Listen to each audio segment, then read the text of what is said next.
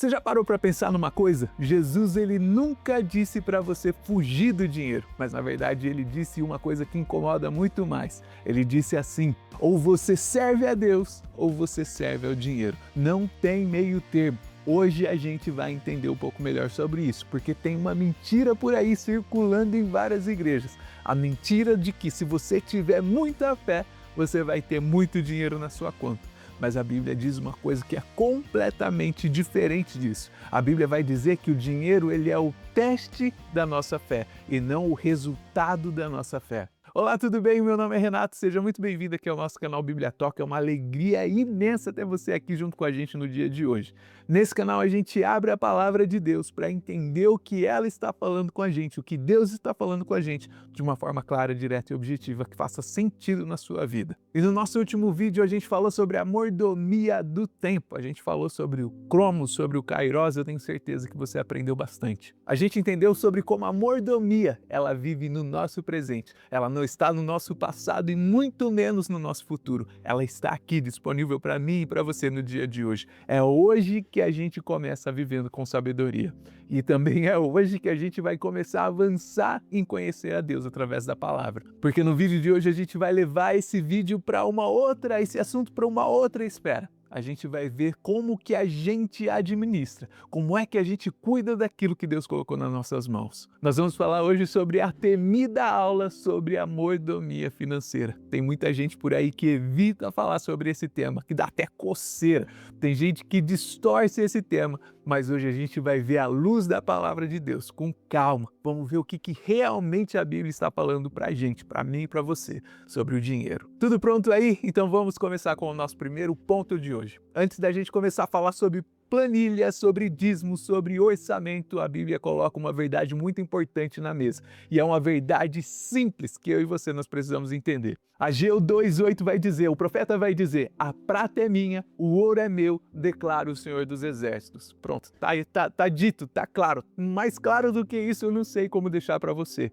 Transparente. Então a gente entende que não é a maior parte e não é a maioria das coisas que nós temos. É tudo. Tudo é do Senhor, a prata é do Senhor, o ouro é do Senhor, o Pix que você vai fazer essa semana é do Senhor, o salário que cai na sua conta todo mês é do Senhor, o dinheiro que está guardado na sua conta, que está investido, o dinheiro que está faltando, tudo é do Senhor, tudo é de Deus. E como a gente já viu desde o começo dessa série, Deus ele é o dono de tudo. E qual que é a minha função? Qual que é a sua função nisso tudo? A nossa função é ser mordomos de tudo aquilo que Deus colocou na nossa mão. Então quer dizer que a Bíblia ela condena o dinheiro? Não, com certeza não. Olha só que interessante que está escrito aqui. No Antigo Testamento, nem o Novo Testamento trata o dinheiro como sendo algo sujo em si. O dinheiro é uma ferramenta, o problema nunca foi o dinheiro, na verdade é o coração que se enrola nele, que se enrola nesse dinheiro.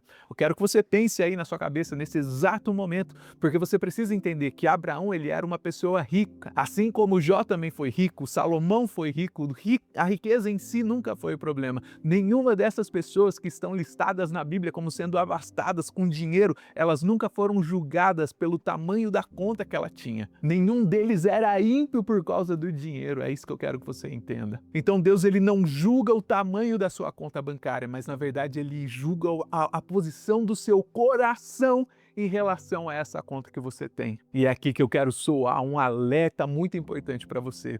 Muito cuidado com a teologia da prosperidade. Essa teologia que tem acabado com muitas igrejas aí no Brasil. Tem muita gente pregando por aí que fé garante a riqueza e que se você crê em Deus com muita força, Deus é obrigado a te encher de bens materiais. Mas eu quero te dizer aqui que a palavra de Deus, a Bíblia, ela nunca promete isso para ninguém. O que a Bíblia promete de verdade, Renato? A Bíblia ela vai falar sobre provisão. Paulo ele escreve na sua carta aos Filipenses que Deus ele supre as nossas necessidades. E quando você fala sobre necessidade, é muito diferente de garantir a abundância. Se você puxar aí na sua memória recente, você vai lembrar que Deus ele alimentou o povo de Israel no deserto. O que Deus deu para eles? Deus deu o maná, não foi um filé, não foi uma picanha, não foi ali delícia. Mas independente se foi picanha, se foi contrafilé, se foi maminha, o importante foi que Deus supriu aquele povo, que Deus alimentou aquele povo. Então a primeira verdade que a gente precisa entender aqui nessa lição de hoje, Deus ele é o dono e você, eu, nós somos o mordomo.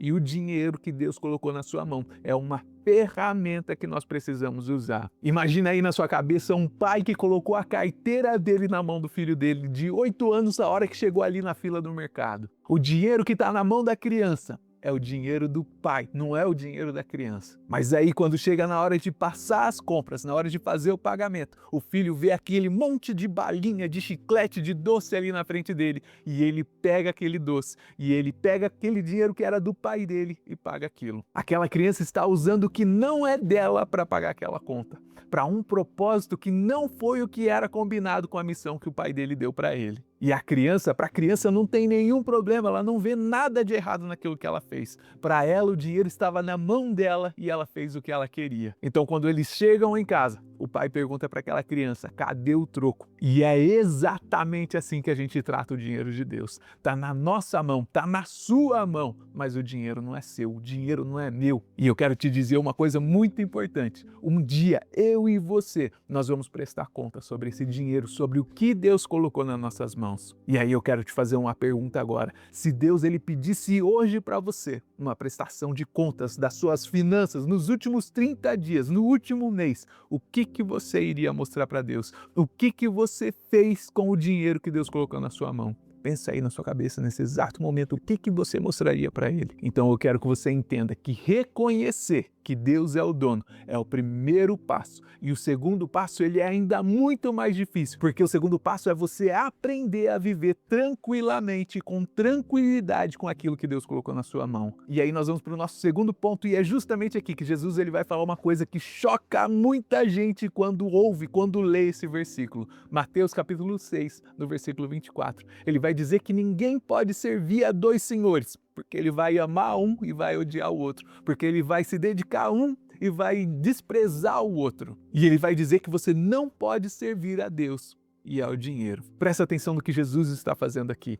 Ele está dando um nome para o dinheiro. Qual que é o nome que ele dá para o dinheiro? Ele vai chamar o dinheiro de mamon. Isso aqui que Jesus está fazendo não é uma poesia, não é uma dissertação. Na verdade, é um diagnóstico. Porque mamon é o dinheiro que você tem sendo tratado como senhor na sua vida. Porque é o dinheiro que decide o seu humor. É o dinheiro que vai decidir se você dorme à noite. É o dinheiro que vai decidir se você está feliz ou se você está triste. É o dinheiro que está no trono da sua vida. Ele é o mestre da sua vida. E Jesus ele vai dizer justamente isso. Ou você vai servir a um ou você vai servir ao outro. Não tem como você servir aos dois. E aí vem a pergunta que é muito importante, como é que a gente consegue se proteger disso? E a resposta está na Bíblia. E a resposta ela tem um nome, e Paulo deixou isso muito claro para mim e para você. Sabe qual que é o nome dessa resposta? A resposta é contentamento. Paulo ele vai escrever uma frase que é muito poderosa lá em Filipenses. Paulo ele vai dizer que ele aprendeu a viver contente, contentamento em qualquer situação da vida dele.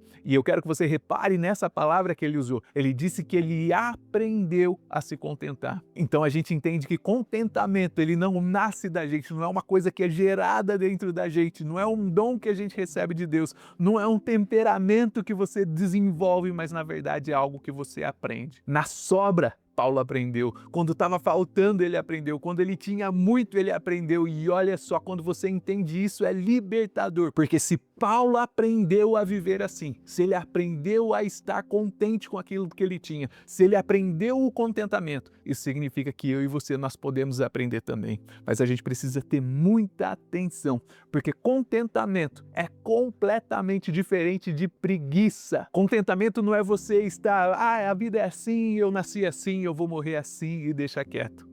Contentamento é confiança ativa em Deus. Isso que é confiança. Contentamento é você olhar para o pouco que você tem na mão e dizer, eu tenho pouco nas minhas mãos, mas com Deus isso basta. Contentamento é você olhar para o muito que Deus colocou na sua mão e mesmo assim olhar para a sua mão e dizer, isso que Deus me deu basta. Eu quero que você entenda que não existe nenhuma virtude em você não ter nada. A virtude está em você estar contente. É o contentamento com aquilo que você tem. Sabe por quê? Porque existe um sinônimo para quem já perdeu o contentamento. E esse sinônimo é muito simples. A felicidade, ela sempre fica para o próximo nível, para aquela próxima coisa que você vai ter. Você acaba pensando, quando eu tiver aquele carro nossa, aquele carro maravilhoso, aí sim eu vou ficar bem, aí sim eu vou ficar feliz. Quando eu mudar a minha casa, quando eu conseguir comprar um apartamento daqueles decorados de mostruário de loja, aí eu vou ter um descanso. Quando eu ganhar mais um pouco no meu salário, aí sim eu vou servir a Deus direito. Só que quando isso geralmente acontece, quando você chega lá, quando você compra o carro, quando você compra o apartamento, quando você tem o aumento de salário, o degrau ele muda de lugar e acaba subindo mais um nível, porque o mundo ele está vivendo desse jeito. Sempre existe uma coisa nova, sempre vai ter um celular novo, um carro do ano, e a gente sempre está correndo atrás dessas coisas. Porque tem gente vivendo como se tivesse com um copo furado na mão. Você enche esse copo de dinheiro, o dinheiro vaza. Você enche esse copo com roupas novas e ele vaza. Você enche esse copo de status, de coisas na sua vida e esse copo vaza. E qual que é o primeiro pensamento que a pessoa tem quando ela vê o copo vazando? Ela vai pensar que ela precisa de um jato de água mais forte, que ela precisa de mais água. Mas na verdade não é isso que você precisa. Na verdade você precisa tampar esse buraco, você precisa tampar esse furo. E contentamento é justamente isso, é você tampar o seu copo. E sem esse contentamento não existe renda no mundo, não existe dinheiro no mundo que dê conta. E com o contentamento você fica satisfeito com aquilo que você tem. E é justamente sobre isso que Jesus está ensinando aqui. Ele não está falando sobre ter ou não ter, eis a questão. Na verdade, é sobre a quem você serve com aquilo que você tem. E é justamente nesse ponto que eu quero ler para você o que está escrito aqui no nosso texto áureo dessa lição de hoje. Provérbios capítulo 3, versículo 9 e 10 diz assim: honre ao Senhor com os teus bens e com a primícia de toda a sua renda, e se encherão fartamente os seus celeiros e transbordarão de vinho os seus lagares. Você consegue entender isso aqui que está escrito? Essa exortação aqui está falando sobre a primícia. E o que quer dizer primícia? Primícia é o primeiro fruto, é o primeiro pedaço. Não é a sobra que você dá para Deus, é o começo que você dá para Deus. E olha só o que isso daqui revela para mim e para você. Porque isso daqui está reordenando tudo na nossa vida. Honrar a Deus com as suas primícias tem 3 pilares práticos na nossa vida. O primeiro pilar é a sabedoria. Provérbios vai dizer algo que é muito claro para mim e para você. Ele vai dizer que a casa do sábio tem alimento guardado. Vai dizer que tem azeite, que tem tudo ali armazenado. Já lá na casa do tolo gasta tudo, não sobra nada. A despensa fica vazia antes mesmo de acabar o mês. Então a sabedoria financeira ela começa numa coisa bem simples. E o que é isso? É você não gastar mais do que aquilo que você recebe. Parece ser uma coisa muito básica, mas a maioria dos casais acabam terminando um casamento, acaba destruindo a família por causa disso. Justamente por causa da briga financeira. Não conseguem chegar num acordo. E qual que é o segundo pilar? O segundo pilar é justamente a generosidade. E eu quero te dizer uma coisa que Paulo escreve que é muito lindo para mim e para você. Lá em Coríntios ele vai escrever que Deus ele ama quem dá com alegria. E eu quero que você perceba uma coisa muito importante. Ele não está falando que Deus ama quem dá muito mais, quem dá tudo aquilo que tem. Paulo está dizendo que Deus ama aquela pessoa que dá com alegria. Então generosidade não é sobre o tamanho do valor que você doa, mas na verdade é o gesto de alegria que você tem quando você está doando. E quem dá a Deus com o coração apertado, com aquela cara amarrada, achando que está perdendo alguma coisa, na verdade não está dando a Deus nada, na verdade está devolvendo. E eu quero te dizer que não existe mérito nenhum em você devolver uma coisa que nem é seu. E o terceiro pilar que a gente precisa entender é a prioridade. E eu acho que é justamente aqui que esse ponto ele fica muito mais difícil, porque honrar a Deus com a primícia significa que Deus ele é o primeiro na sua vida. Então é antes de você pagar a sua luz, é antes de você pagar o seu carro, é antes de fazer o supermercado. Você não honra a Deus dando o que sobrou, dando o resto que sobrou na sua conta. Mas na verdade você honra a Deus sabendo que Ele vai prover para tudo aquilo que você precisa. Provérbios 3:9 vai dizer: honre ao Senhor com o quê? com os primeiros frutos, com a primícia. E eu quero que você entenda aqui, que você tome muito cuidado, que eu não estou falando para você fazer uma barganha com Deus. O meu objetivo aqui não é dizer para você, eu tentar fazer você entender que quando você dá o dízimo, você está comprando uma bênção, porque isso na verdade é uma distorção. Isso é querer transformar Deus em um caixa eletrônico. O que significa de verdade é que o dízimo ele é uma gratidão. E quem está dando o dízimo, quem está ofertando, dá porque recebeu de Deus e não porque está obrigando a Deus a fazer nada. Deus ele é o dono absoluto de todas as coisas. Ele é o dono do ouro, ele é o dono da prata, de tudo aquilo que existe.